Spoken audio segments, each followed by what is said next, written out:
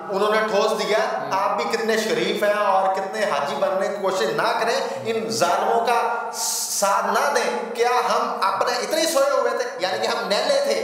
مجھے ایک بات بتائیں، یہ وہی ملک ہے جو اسلام کے نام پہ بنا 1757 میں جس بندے نے غداری کی تھی میر جعفر، اس کا پڑپوتا آپ کا پاکستان کا پہلے صدر بنتا ہے. 1757 میں سائی مال میں جس بندے نے شہید کروایا رائے احمد خان کھرل صاحب کو، اس کا پڑپوتا آپ کا وزیر خارجہ رہ چکا ہے. آپ بات کریں گے آپ کو اٹھا کر لے جائیں گے. آپ کیا کریں؟ اپنی زندگی آپ کو پیاری ہے یا آپ اپنی تاریخ کو لوگوں کو بتائیں گے؟ پھر آپ کی جو تاریخ پڑھائی گئی ہے آپ کے سلیبس کے اندر، وہ ساری کی ساری جھوٹی ہے. ہمارے ملک کے اوپر صرف لیبل لگا ہوا ہے اسلامی جمہوریہ پاکستان، یہ تو ہے غیر اسلامی جمہوریہ پاکستان. گھوڑا بنا لیتے ہیں نا، کون سی ٹرائب پہ چلنا ہوتا ہے، کون سے ٹرائب پہ چل رہے ہوتے ہیں، کوئی قانون تو ہے نہیں یہاں پر. بڑے بے ایمان ہیں. پھر گناہ نہ کہ میرا منافق ہے انہیں، آپ کیا منافق ہے، چور ہے، ڈاکو ہے، لٹیرے. آپ پھر سیدھے الفاظ استعمال کریں. ایک مولوی ہے وہ کہتے ہیں جی جو غریب ہوگا وہی جنت میں جائے گا، یہ دنیا اس کے لیے ازمائش ہے، پیسہ جو ہے وہ نہیں ہونا چاہیے، فلاں فلاں. خود اس کے اکاؤنٹ کے اندر 75 ارب روپے ہے.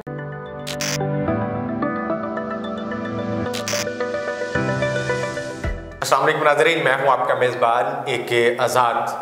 آپ دیکھ رہے ہیں آزاد میڈیا گروپ، بالخصوص نوائے انسان.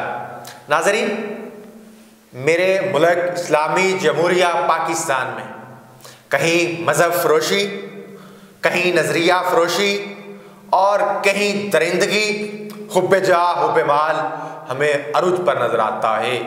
کہیں بہنوں بیٹیوں کے ساتھ وہ ظلم کہ انہیں منشیات کے لیے مجبور کیا جاتا ہے.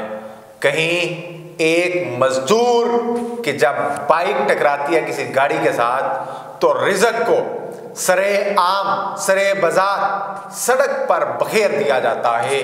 آج شوکت خانم کے سامنے ایک افسوسناک واقعہ پیش آتا ہے اور اس سے شہرت کماتے ہوئے میں نے آج کے نام نہاد اسکالرز کو، نام نہاد جرنلسٹ کو بھی دیکھا کہ وہ پلان سٹوریز کرتے ہیں. کس لیے؟ جسٹ 2% کی ویورشپ کے لیے. میں انہیں کیا دینا چاہتا ہوں کہ جس بندے کو آپ عینی شاہد وکیل کو ساتھ بٹھا کے یہ بات ثابت کروانا چاہتے ہو کہ اس نے سارا واقعہ دیکھا ہے، اب میں یاسر شامی اور یہ بندہ وکیل فلاں فلاں یہ اس غریب بندے کی معاونت کرنا چاہتے ہیں. ارے عقل کے اندھو، تھوڑا سا ہوش کے ناخن تو لو کہ یہ وہ بندہ ہے جب اشارہ اوپن ہوتا ہے تو ویڈیو بنانا بند کرتا ہے. سائیکلسٹ جنہوں نے آفر کی تھی گاڑی والے کو تیرا گاڑی کا کتنا نقصان ہوا ہے، آئیے ہم آپ کے نقصان کو پورا کرتے ہیں، اور یہ اشارہ اوپن ہوتا ہے، کھلتا ہے تو یہ چل دیتا ہے، ویڈیو بنانا ہی بند کر دیتا ہے. آخر اس معاملے کی مکمل تحقیقات تو ہونے دیتے. آخر پولیس نے بھی اس ایسے درندے کو در تو لیا ہے. یہ اوورآل ہماری سوسائٹی کا المیہ ہے، کہیں نظریے کے نام پہ، کہیں مذہب کے نام پہ، کہیں مختلف نوعیت کا جو چورن بیچنے کی کوشش کی جاتی ہے، مختلف طرح کا جو حب جاہ یا حب مال کی جو ہوس ہے اسے پورا کرنے کی کوشش کی جاتی ہے. اس حوالے سے ہم ملک کی اوورآل سیاسی اور اقتصادی صورتحال پر بات کریں گے. ہمارے ساتھ سوشل میڈیا ایکٹیوسٹ جناب علی طلعت صاحب موجود ہیں. ہم ان سے بات کریں گے، ان کی رائے لیں گے کہ واقعے پہ واقعہ کبھی قاسم علی شاہ ہو یا عمران خان ہو، پھر نواز شریف ہو یا زرداری ہو، شجاعت حسین ہو یا پرویز الہی، مونس ہو یا یہ طلعت صاحب خود ہوں، یہ طلعت صاحب کیا کہیں گے ان واقعات کے بارے میں؟ بسم اللہ الرحمن الرحیم. عبدالخالق صاحب، پہلے تو آپ کا بہت شکریہ، آپ نے مجھے مدعو کیا. دوسری بات یہ ہے کہ کیا 75 سالوں میں یہ پہلا واقعہ ہوا ہے؟ سر ہماری تو تاریخ جو ہے ایسے کروڑوں واقعات سے بھری پڑی ہے.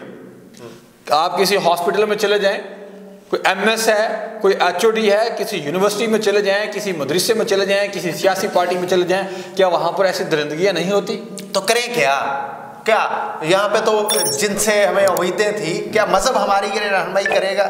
مذہب کے ماننے والے مذہب فروشی پر اتر آئے ہوئے ہیں، نظریے پر کام کرنے والے ہمیں وہ بھی کھوکھلے نظر آتے ہیں. آپ مجھے یہ بتائیں، کیا مذہب فروشی ہمارے پاکستان میں شروع ہوئی ہے یا اس سے پہلے کی شروع ہوئی ہے؟ 1857 کے بعد جب انگریزوں نے بنگال پر قبضہ کیا اور ہمارا سلیبس، ہمارا کنٹینٹ، ہمارا سسٹم، ہماری روایات، ہماری تہذیب کے اندر گند ڈالا گیا اور 100 سال لگا کے انہوں نے پورے ہمارے ملک کے اوپر قبضہ کیا.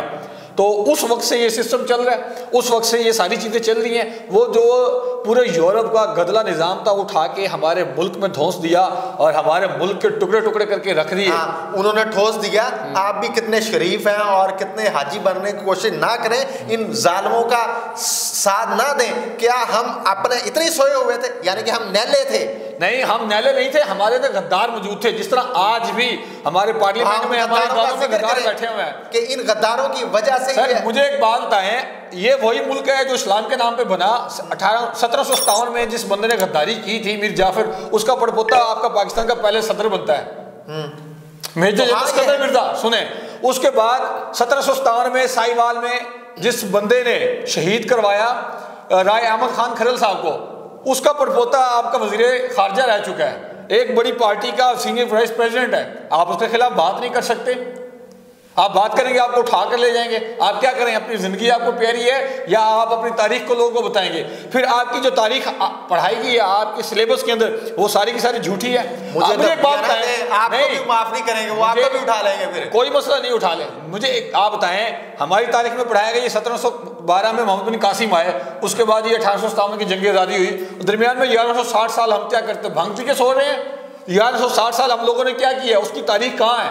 پھر 1857 کے بعد سیدھا قائد اعظم کی پیدائش ہے، پھر 1914 کا نکات ہے، جنگ ہے 1927 اور پھر سیدھا 1947۔ یہ تو ان کی جان کو روئیں، یہ تو ان کی جان کو روئیں جنہوں نے یہ ایک علیحدہ ٹکڑا تو حاصل کر لیا، لیکن یہاں پر ادارہ جاتی سسٹم ہونا چاہیے تھا، جو پالیسیز بننی چاہیے تھی، جو ڈیسیجن۔ سر میری بات سنیں، آپ میرے اکثر چینل کے اوپر ویڈیوز دیکھتے رہتے ہیں، کون سی ایسی ویڈیو ہے جس میں میں نے یہ نہیں کہا کہ ہمارا معاشی نظام لارڈ ایڈم اسمتھ کا بنایا ہوا ہے، ہمارا سیاسی نظام لارڈ میکویلی کا بنایا ہوا ہے، 16ویں صدی کے اندر اس نے کتاب لکھی، ہمارا ایجوکیشن سسٹم لارڈ میکالے کا لکھا ہوا ہے، ہمارا جو سوشل سسٹم ہے وہ روسو کا لکھا ہوا ہے۔ ہمارا کون سا نظام ہے جو ہم نے خود بنایا ہوا ہے؟ اسلام کا تو صرف لیبل ہے۔ میں بتاتا ہوں، ایک بوتل ہے اس کے اندر پانی پڑا ہوا ہے، اس کے اوپر لکھ دیں یہ دودھ ہے، تو کیا مانیں گے یہ دودھ ہے؟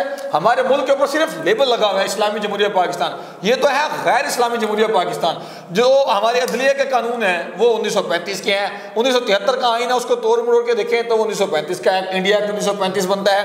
اس طرح پولیس کا نظام دیکھیں آپ، ریلوے کا نظام دیکھیں آپ، فوج کا نظام دیکھیں، جتنے بھی قوانین ہیں، لاز ہیں، سارے تو گوروں کے بنائے ہوئے ہیں، غلام ہم لوگوں کو غلام رکھنے کے لیے ابھی وہی چل رہے ہیں، صرف لیبل چینج کیا ہے۔ اچھا، یہ جو آپ جن باتوں کی طرف اشارہ کر رہے ہیں، کیا مریم نواز کو ان چیزوں کا علم نہیں؟ عمران خان کو ان چیزوں کا علم نہیں پتا انہیں؟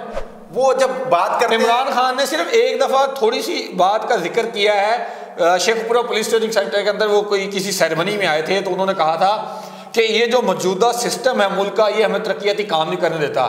یا اس کے بعد یہ خواجہ سعد رفیق صاحب نے کہا ہے کہ یہ جو سسٹم ہے یہ انتہائی غلیظ ہے، یہ سیاستدانوں کو کام نہیں کرنے دیتا، میں بڑا تنگ آ گیا ہوں، اکتا چکا ہوں، فلاں فلاں، اس طرح کے الفاظ استعمال کیے۔ ان دونوں سیاستدانوں کے علاوہ مجھے بتائیں کس سیاستدان نے 1947 سے لے کے اب تک ذکر کیا ہے کہ یہ جو نظام ہے یہ ہمارے ہاتھوں کا نہیں بنا ہوا، یہ تو گوروں کا بنا ہوا ہے؟ کون سا چیف جسٹس ہے جس نے یہ اپنے آخری خطاب میں نہ کہا ہو کہ میرے جوڈیشری کے جو فیصلے ہیں ان میں یہ سسٹم رکاوٹ ہے؟ کون سا آرمی چیف ہے جس نے یہ نہ کہا ہو کہ ملک نازک موڑ سے گزر رہا ہے اور یہ سسٹم اس میں راستے میں رکاوٹ ہے؟ ہر آنے والا، ہر جانے والا یہی ترانا پڑتا ہے، یہی گیت گاتا ہے، تو کیا کریں ہم تو اس کو بدلیں، ہم انہیں بتوں کی طرف دیکھتے رہیں؟ نہیں، آپ تاریخ پڑھیں نا، پہلے تو آپ اپنے ملک کی تاریخ، سچی تاریخ پڑھیں، پھر فیصلہ کریں کہ ہمارا مسئلہ کیا ہے، پھر اس مسئلے کا حل ڈھونڈیں۔ ابھی آپ مجھے بتائیں، آپ بیمار ہوتے ہیں، آپ کے سر میں درد بھی ہے، آپ کے پیٹ میں درد بھی ہے، آپ کی آنکھوں میں بھی درد ہے، ٹانگوں میں بھی درد ہے، کمر میں بھی درد ہے، یہ 8-10 بیماریاں ہیں، آپ کو ڈائریا بھی ہوا ہے، تو آپ یہ 12-13 گولی کھائیں گے یا ایک گولی کھائیں گے جو مین مسئلے کی جڑ ہے؟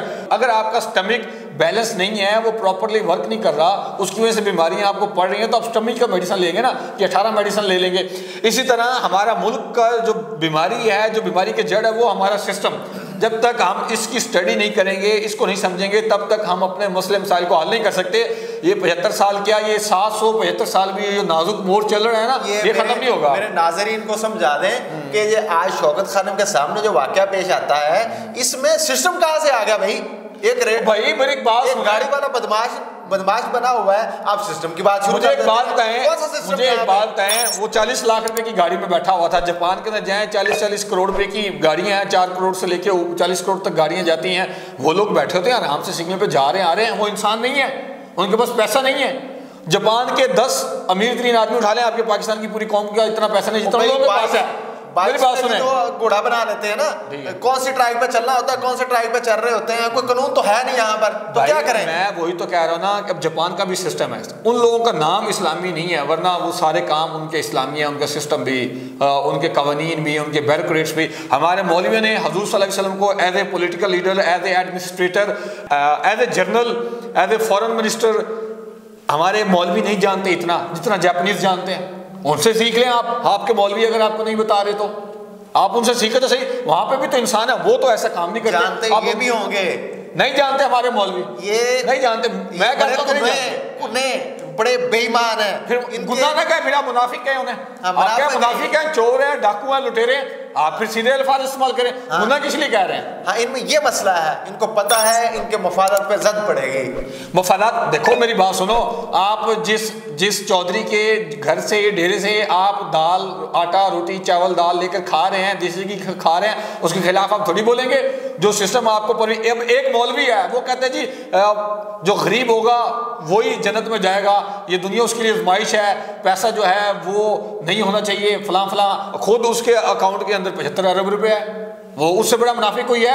ایک مولوی گزرا ہے، مر گیا، بنوریا ٹاؤن کراچی کا، وہ کہتا تھا جی دنیا جو ہے وہ مسلمانوں کے لیے قیاد خانہ ہے، سارا کچھ آخرت میں صلہ ملے گا۔